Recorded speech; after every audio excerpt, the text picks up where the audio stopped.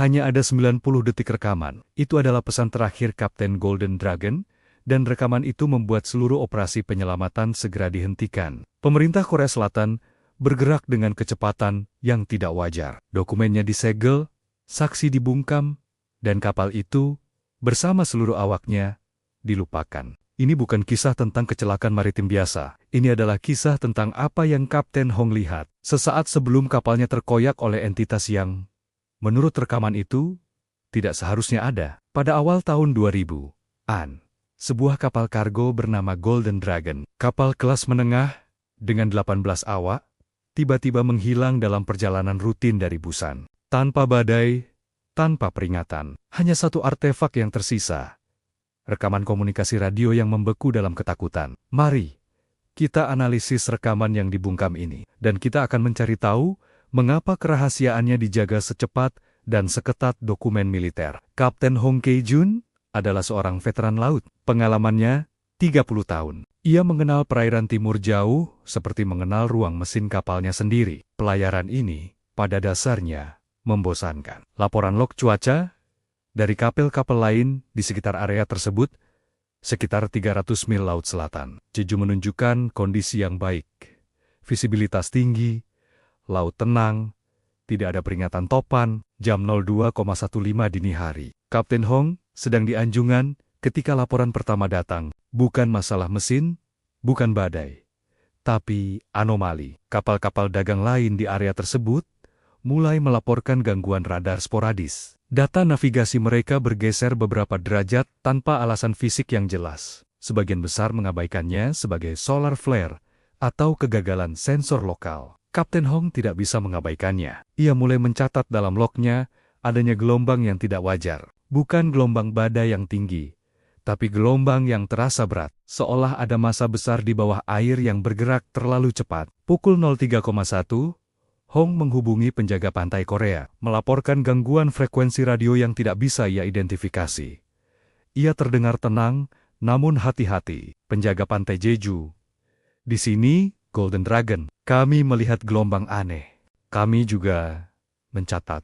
Kami melihat cahaya di barat daya, lampu sorot, tapi tidak ada sinyal ice yang terdeteksi. Kapten Hong mulai menyadari ada sesuatu yang salah. Cahaya itu bergerak terlalu cepat untuk kapal dagang atau bahkan kapal fregat angkatan laut. Kecepatan akselerasinya melanggar hukum fisika kapal seberat itu. Dan disinilah ketegangan memuncak. Kapten Hong kembali memanggil bantuan. Tapi kali ini, kecemasan telah menggantikan kehati-hatian. Suaranya pecah. Kami melihat cahaya. Itu bukan kapal. Itu bergerak. Astaga. Terlalu cepat. Kami butuh identifikasi segera, dan komunikasi terputus. Inilah inti dari misteri Golden Dragon. Rekaman radio yang dipulihkan adalah artefak yang sangat langka. Selama 3 menit setelah panggilan darurat awal terputus, Kapten Hong tetap mencoba. Ia mencoba memperbaiki radio sambil mengawasi anomali itu mendekat. Kami akan memperdengarkan transkrip inti dari rekaman 90 detik yang disegel, yang hanya bisa kami akses melalui sumber bocoran intelijen yang tidak dikonfirmasi. Peralatan navigasi mati. Semua mati. Apa yang terjadi dengan kompas? Ini bukan gelombang elektromagnetik. Ini sesuatu yang terorganisir. Lalu, Kapten Hong melihat objek itu dari jarak dekat. Deskripsinya mengerikan. Ini adalah momen yang membuat rekaman itu menjadi rahasia negara. Lihat, di bawah haluan. Ya Tuhan. Ya Tuhan, ini bukan kapal selam. Kapal selam tidak bergerak seperti itu. Bentuknya, geometri yang tidak mungkin. Cahaya itu menyelimuti lambung kapal. Itu bukan buatan manusia. Itu terlalu besar, terlalu cepat. Kami sedang ditarik ke bawah. Dan itu adalah akhir dari Kapten Hong. Dalam kurang dari 2 menit, sebuah kapal kargo 5.000 ton dihilangkan dari muka bumi. Tapi teror di laut baru permulaan. Reaksi pemerintah Korea Selatan yang mengubah tragedi ini menjadi konspirasi. Biasanya, operasi pencarian dan penyelamatan dikelola oleh penjaga pantai dan Badan Investigasi Kecelakaan Maritim. Tetapi dalam kasus Golden Dragon, Dalam 4 jam setelah sinyal darurat terputus, Angkatan Laut dan Badan Intelijen Korea mengambil alih. Tim penyelamat sipil yang pertama tiba hanya diizinkan untuk mengambil puing-puing permukaan yang mudah diakses. Dalam 24 jam, seluruh area ditutup dan semua rekaman komunikasi darurat, termasuk voyage data recorder dan log kapten, disita. Narasi resmi yang disampaikan oleh Seoul kepada media internasional adalah kegagalan struktural akibat badai tak terduga dan gelombang besar.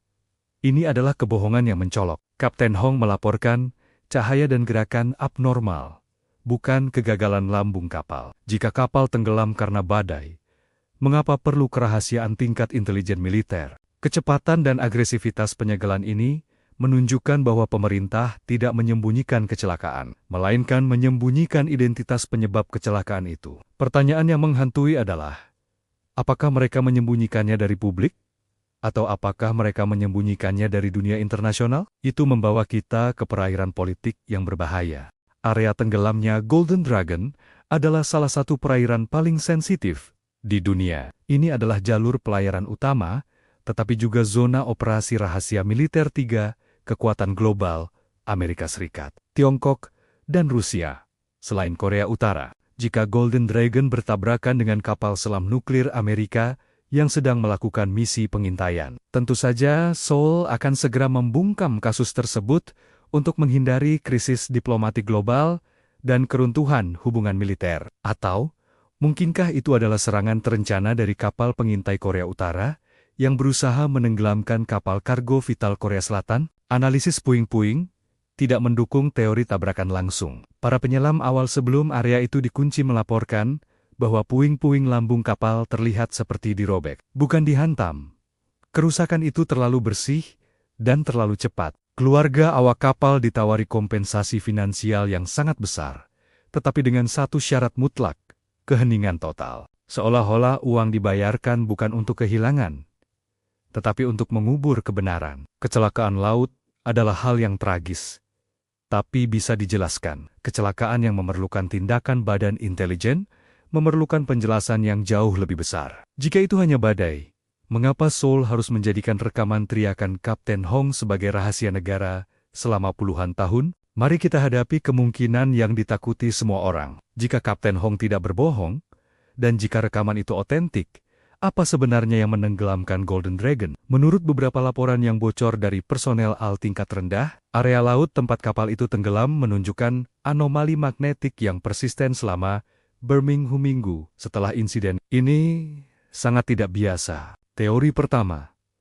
tabrakan militer. Ini adalah penjelasan paling masuk akal secara politik. Kapal selam besar, mungkin Rusia atau AS, naik ke permukaan tanpa terdeteksi dan menghantam Golden Dragon. Kerahasiaan diperlukan untuk melindungi operasi internasional. Teori kedua, eksperimen gagal, Golden Dragon secara tidak sengaja masuk ke zona uji coba. Entah itu senjata anti kapal selam baru, atau pengujian teknologi akustik frekuensi rendah yang memiliki efek merusak pada struktur kapal. Kapal itu menjadi korban uji coba senjata rahasia, negaranya sendiri, atau sekutunya. Teori ketiga, The Unexplained Anomaly. Ini adalah teori yang paling sesuai dengan deskripsi mencekam Kapten Hong. Geometri yang tidak mungkin, terlalu cepat, cahaya yang menyelimuti lambung kapal.